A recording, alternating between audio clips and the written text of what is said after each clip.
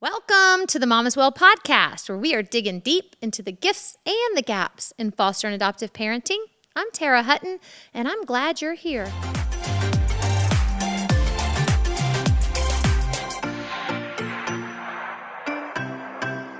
Mama's Well. Yes, she is. Well, I just dropped my girls off from school and at school, the real school, on campus with teachers, and we were all excited. They had a great time picking out their clothes and packing lunches, and I had a great time putting them in the car and dropping them off. And so school is a good thing. And you know what? The last few months, there's been some good things about it, right? We've all been at home schooling, trying to school, work, do all the things that we do.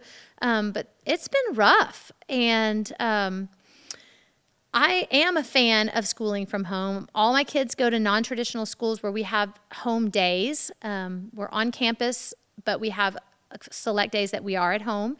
And so I'm not a stranger to that. I'm well educated on how to teach kids. I have a degree in education, and I've experienced teaching in public and private schools, but it's still a challenge for me at home. It's probably one of our biggest challenges. And, you know, I think that, there's some outside things going on right now that can cause stress in our lives, that have caused this homeschooling thing. I mean, we weren't ready for it. We weren't prepared for it. But then there's also the challenge of schooling kids with developmental trauma. And if our kids have come to us, any form of foster care or adoption, they have experienced developmental trauma because they have experienced a great loss. So that's what I want to talk to you guys today about. I want to talk about, because this is very hard for me, and I like to talk about things that are hard for me. I want to talk about schooling from home and what that looks like, the challenges that I've faced and that I'm sure you're facing, and then, you know what do we do? What do we do? How can we move forward in a way with schooling? Because even if they're back in school, I mean, we still have home days, but we have homework, and most people do. And so helping our kids with learning can be a challenge, and it's there. It's there to stay as long as they're in school. And so anyway, let's talk about that. I sat down in preparation for this, and I just wrote a list of different behaviors and things that we face that are challenging. And, crawling under the table or telling me, no, they are not going to do this, or just, refusing sometimes, putting their head down, telling me I can't, saying I'm dumb. I mean, you've heard all these things. So I wrote all these things down. I tried to think of stories that had happened. And then I went and I tried to think, okay, what was going on in that situation? What was causing that behavior, right? And I saw a theme. And the theme that I saw was that it always kind of came down to how my daughter was feeling about herself in that moment. And then there was another little theme, and that was how I was feeling about myself in those moments. And they usually weren't great feelings on either one of our sides. So I think it's important to look at that. If that's a theme, if that's what's showing up, if I'm seeing that that's kind of at the root of some of these problems, I started to think about it. And the truth is that when we feel poorly, I mean, we all are like this. When we feel poorly, we don't perform well.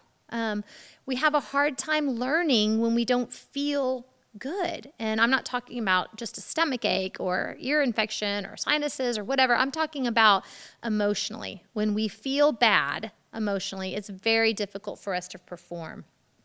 And I think our emotions come out of what we think, how we think about ourselves. So when we think poorly, we feel poorly, and therefore after that we are performing poorly.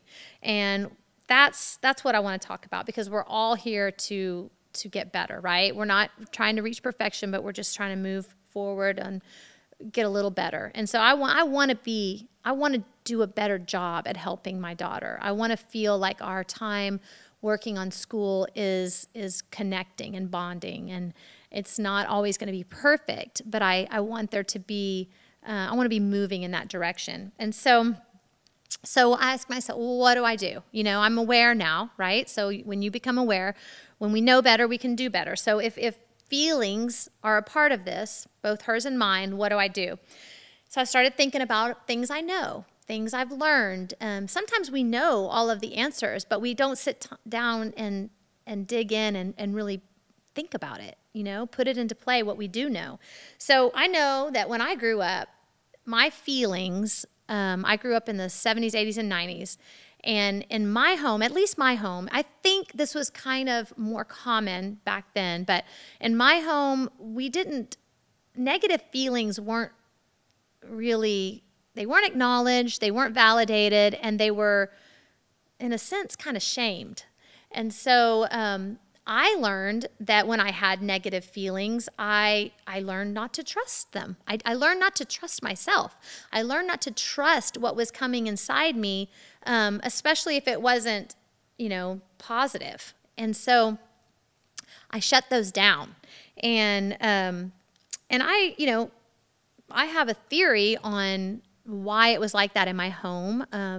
I think that my parents and grandparents grew up in the Great Depression and World Wars, and that was just a time of urgency and survival and feelings. I mean, it didn't matter at all what you thought about the food.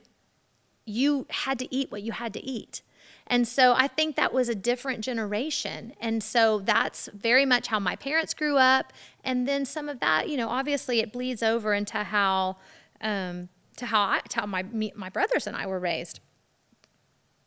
My dad used to say, a man's got to do what a man's got to do. And it was very serious and strong. And I knew what that meant. I mean, he's got to go to work, and, you know, nothing was going to get in the way of that. And if he didn't go to work, we weren't going to eat, basically, is kind of the feeling that we all had. And so, you know what? That's true. I mean, we have to do hard things. I say it all the time. I do hard things. I tell myself that because it's important. I've learned in those hard things. I've grown strong and resilient, and I am a stronger, better person because I've done hard things. And so he's right. I'm not saying that we always have to feel well to do anything, right? If we want to perform well, we got to feel well. I get that. I think what's the most important thing here is that we acknowledge those negative feelings. Sometimes that's all there is to do, is to just say, you know what?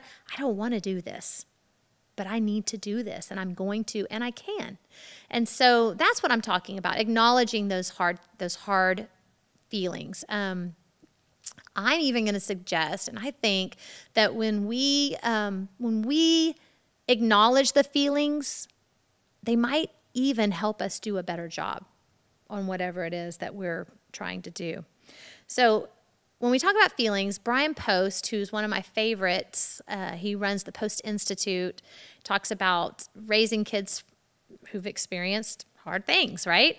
And he says love and fear are the two primary emotions. And he says everything else comes from love and fear. When I first read that, I questioned, I'm thinking, okay, what about jealousy and frustration and peace and compassion and understanding, compassionate understanding? What about those feelings? And well, they all flow from love. And then the jealousy and the frustration flow from fear. I mean, I thought more and more and more about that, and it started to make sense. You know, if you're jealous, that's coming from a place of fear that you're not enough, right? So I think that Brian Post, if I ask Brian Post, what's going on in this situation? You know, my daughter's crawling under the table, she's got her head down, whatever. If I invited him into my kitchen and I said, what's happening right now? I think he would say, she's moved into a state of fear. She is experiencing fear. And I would probably say to Brian, well, what is she afraid of? Like, there's not even a spider crawling near her. I mean, she's perfectly safe. And I think that Brian would say, it doesn't matter. She's moved into a place of fear. And you know, honestly, when she does that, I move into a place of fear.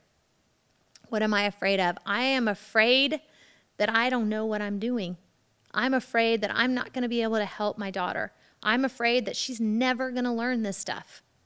I mean, I could go on, but I'm definitely afraid. And when she's in that place and when I'm in that place, we can't learn. We can't learn in a place of fear. I remember being really puzzled by that question of like, well, what is she afraid of?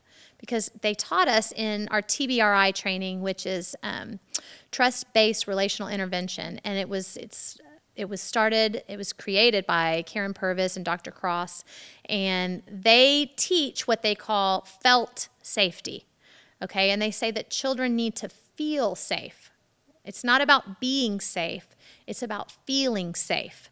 And so I had to think about that for a little bit. And then I started to ask myself, well, what does that mean? How I got to put myself in those shoes and try to figure out what this exactly means. Because that was a real struggle is, okay, if she's in fear, what is she afraid of? Why is she afraid?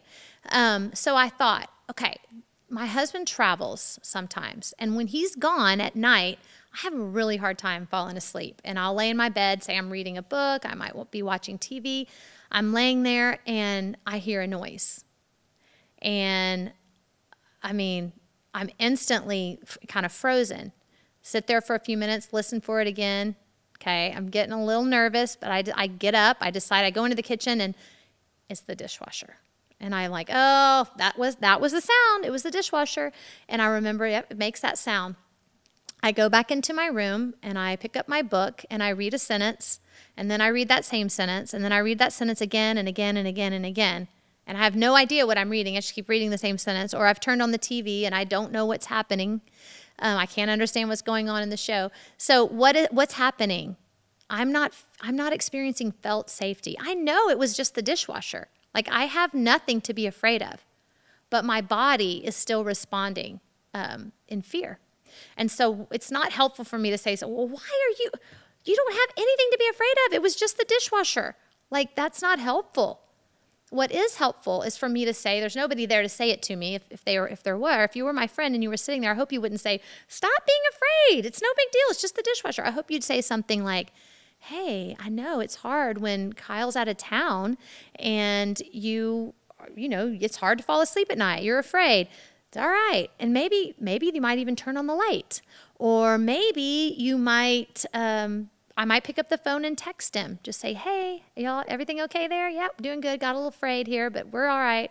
You know, I've got to acknowledge what's going on.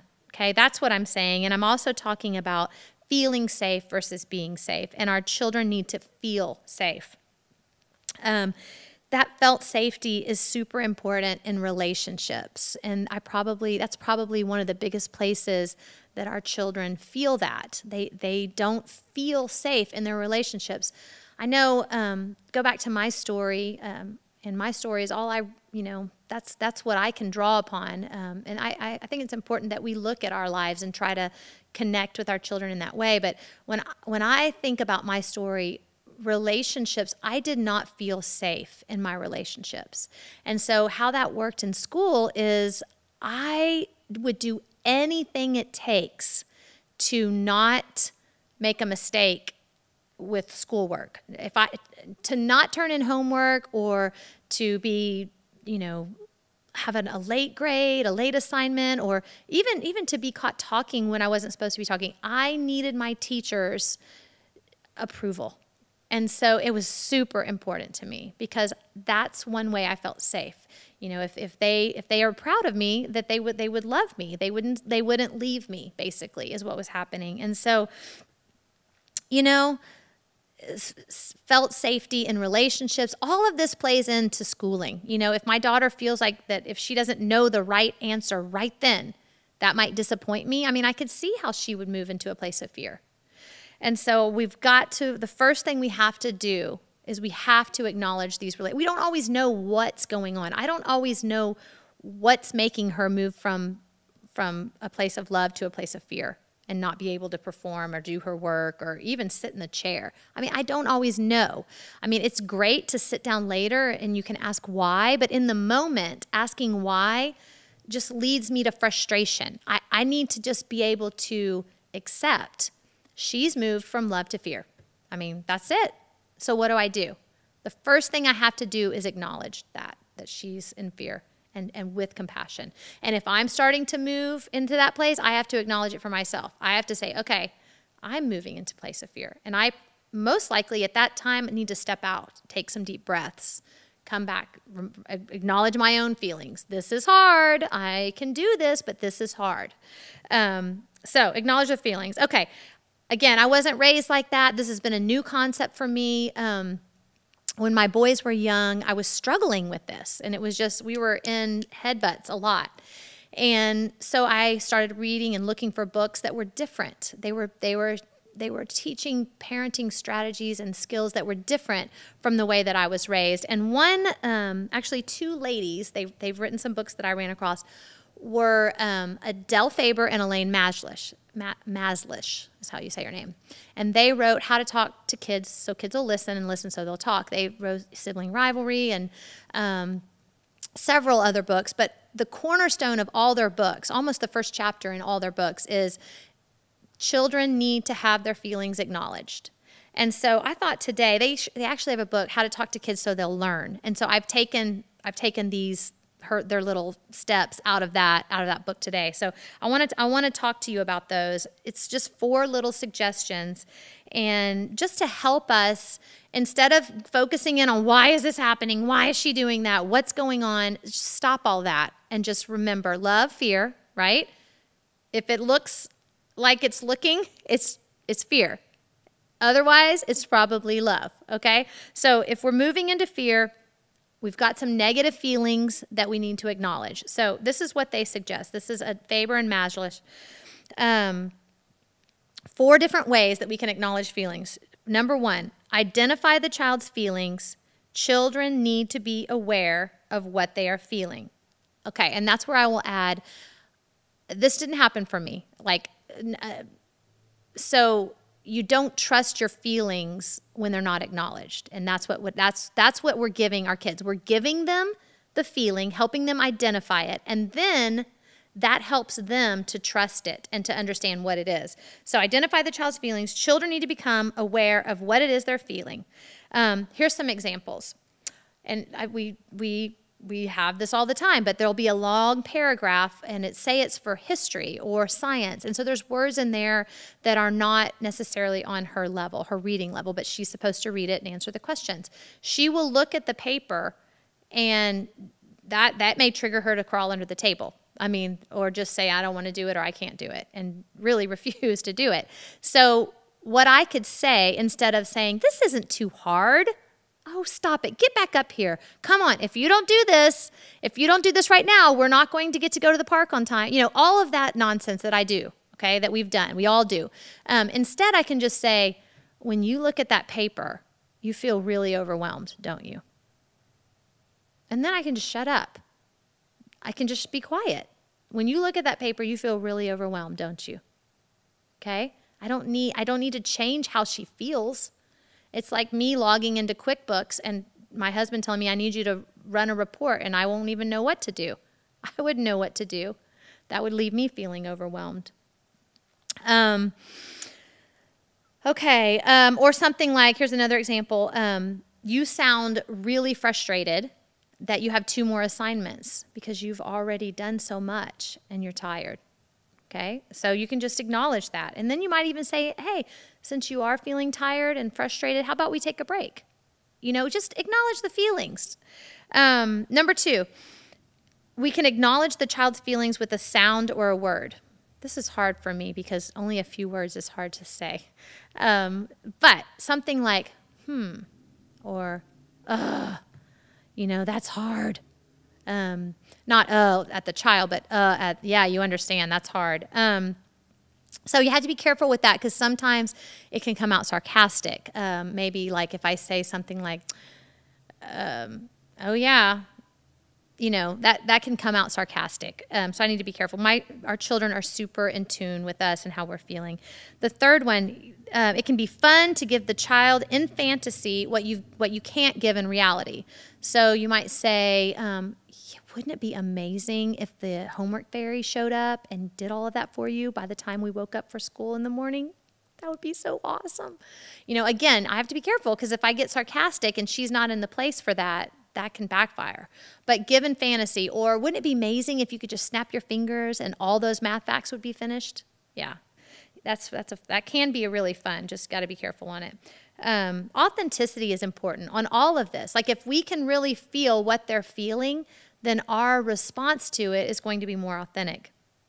And then finally, number 4, we always have to accept the child's feelings, but sometimes we have to stop their behavior. So if my daughter is moved so far into fear and frustration that she's throwing pencils, I have to take the pencils and say, I see that you're frustrated, or I see that you're angry, but we can't throw pencils. Someone can get hurt. Sometimes we do have to stop behavior while still acknowledging the feelings.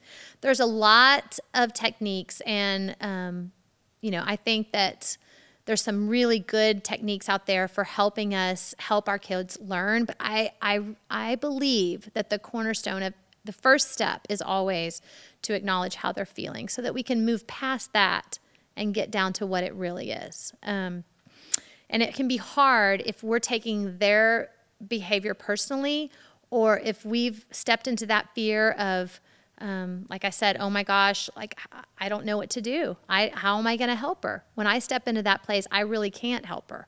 And so we have to stop when that starts to flare up. We have to stop. We have to move back in. We have to take care of ourselves. We have to remind ourselves that this is a scary job sometimes, and we don't always know what we're doing, and that can be fearful, but that's okay. I'm safe. I can take some deep breaths right now. I can turn on the light, like in the dishwasher situation, and I'm okay. And then I can move back, right? I can move back and try to help. When I've moved from fear to love, in love, you can do anything. You can do anything. Okay, that's all I got for you today. I want to continue this conversation. I talked about TBRI, and so I've invited Arnold Valdez from Developmental Children's Center. He's going to be with me next time, and he is a TBRI educator. He is also the Regional Director of Child Welfare and Residential Treatment for Developmental. And I think he'll be a great resource. I've asked him to come and talk about trauma and how trauma affects learning both at home, as we're virtual, some of us, and then at school, how we might be able to advocate for our kids in some school districts where trauma is not talked about. So we need to have some tools. We need to know these kinds of things so that we can be the advocates for our children when they're struggling in school.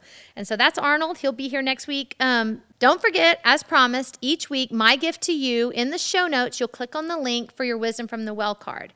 And this week I've taken the four ways to acknowledge feelings from the Elaine Maslish and Adele Faber book, How to Talk So Kids Will Learn, and I've put them on a card. And so I think that might be a great reference for us, just to remember. These are some quick ways that we can just remember to acknowledge feelings first.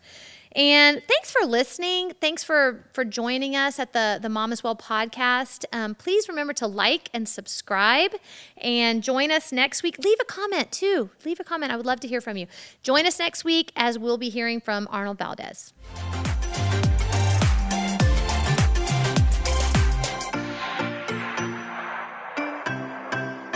Mama's well. Yes, she is.